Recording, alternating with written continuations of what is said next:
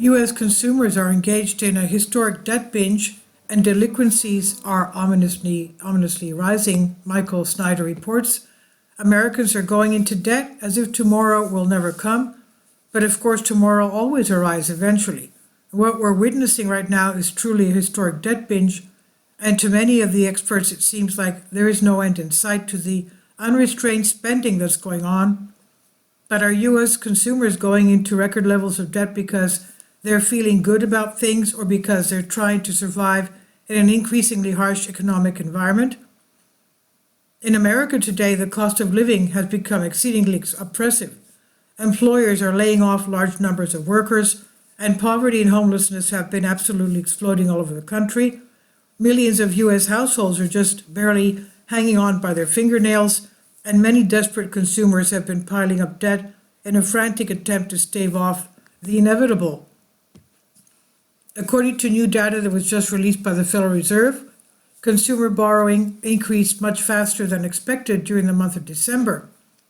U.S. consumers did not rein in their spending this past holiday season and now have near record-breaking debt balances to show for it, according to Federal Reserve data released Monday.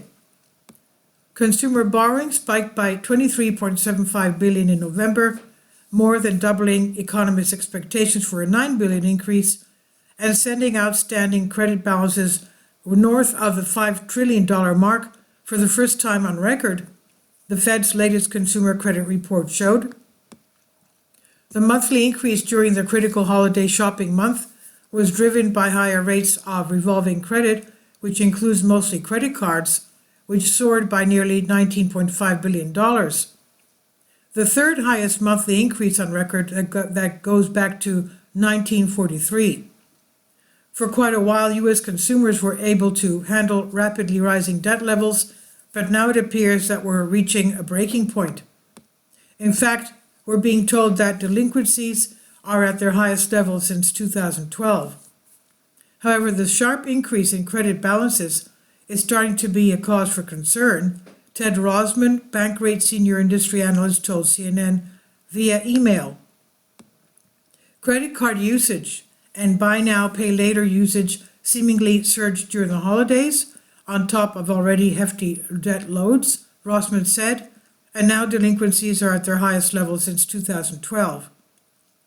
In 2012, we were just coming out of the Great Recession, and those were very painful days. And actually, the average credit card interest rate is even higher than anything that we witnessed back then. The average credit card rate is now more than 20% on average, an all-time high, after rising at the steepest annual pace ever, in step with the Federal Reserve's interest rate hike cycle. Most cardholders' rates have risen 5.25 percentage points during that span as a result of the Fed's rate hikes meant to combat inflation, Rosman said. It's no wonder then that we're seeing more people carrying more debt for longer periods of time. Piling up credit card debt can be fun, but high interest rates will absolutely suffocate you financially for many years to come. Unfortunately, one recent survey discovered that 56 million cardholders in the United States have been carrying balances for at least a year. Nearly half, or 49% of credit card holders, carry debt from month to month on at least one card, up from 46% last year, the report found, and 56 million cardholders have been in debt for at least a year. Avoid credit card debt if you can, because it's literally financial poison. Of course, many Americans have no choice. More than 60% of the nation is living paycheck to paycheck, and just trying to pay the bills from month to month is really a struggle for millions upon millions of Americans.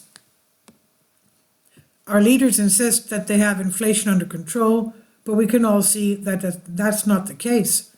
This week, a restaurant owner that charges $16 for BLT sandwich made headlines all over the nation, but because of rapidly rising costs, he only makes $2 on each sandwich. A restaurant owner has explained how raging inflation means he has to charge $16 for a bacon, lettuce, tomato sandwich, yet makes under $2 on each. Brian Will, Boston founder of Central City Tavern, sports bar chain, decided to speak out after a pal confronted him over his sandwich prices. The ingredients, bacon, lettuce, tomato, mayo, and bread, cost $5, up more than $1 since 3 years ago. I still remember the days when a trip to the grocery store would cost me about $20. Now $20 will buy one sandwich. Ouch. Sadly, the economic outlook for the year ahead is not promising at all. According to Business Insider, economist Cam Harvey is very confident that a recession is coming in 2024. Cam Harvey, the economist who discovered the Treasury yield curve's ability to forecast recessions, is reiterating his call that a downturn is likely ahead in 2024. Harvey's model says that when yields on 3-month Treasury bills stay higher than those on 10-year notes for at least 3 months, triggering an official inversion, a recession will follow.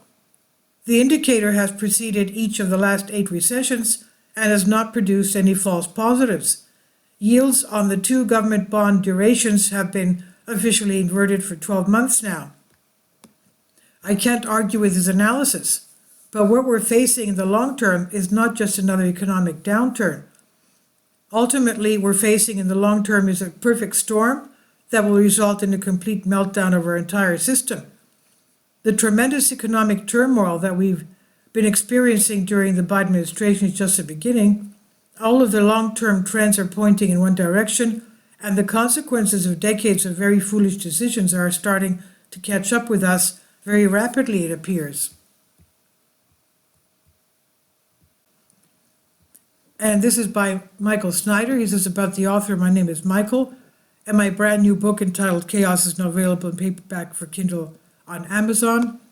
In addition to my new book, I've written 7 other books available on Amazon, including 7-Year Apocalypse, The Lost Prophecies of the Future of America, The Beginning of the End, and Living a Life That Really Matters, commissions earned. When you purchase any of these books, you help to support the work that I'm doing. And one way that you can really help is by sending copies as gifts to family and friends. Time is short, and I need help getting these warnings into the hands of as many people as possible. I have also started a brand new Substack newsletter, and I encourage you to subscribe so you won't miss any of my articles. I've published thousands of articles on the Economic Collapse blog, End of the American Dream, and the most important news, and the articles that I publish on those sites are republished on dozens of other prominent websites all over the globe. I always freely and happily allow others to republish my articles on their own websites, but I also ask that they include this about the author section with each article. The material contained in this article is for general information purposes only, and readers should consult licensed professionals before making any legal, business, financial, or health decisions. I encourage you to follow me on social media, Facebook, and Twitter, and any way that you can share these articles with others is definitely a great help. These are such troubled times, and people need hope. For God so loved the world that he gave his only begotten Son, that whosoever believeth in him should not perish but have everlasting life. If you have not already done so, I strongly urge you to invite Jesus Christ to be your Lord and Savior today. This is on the Economic Collapse blog by Michael Snyder. Please leave your comments, and thank you for your support. Kindly support my Patreon account. The daily posts are 5 videos daily, and they are totally different from what I have on my YouTube channel. Thank you so much for your support and that you find all my content so interesting. You'll find the Patreon account details in the description box below.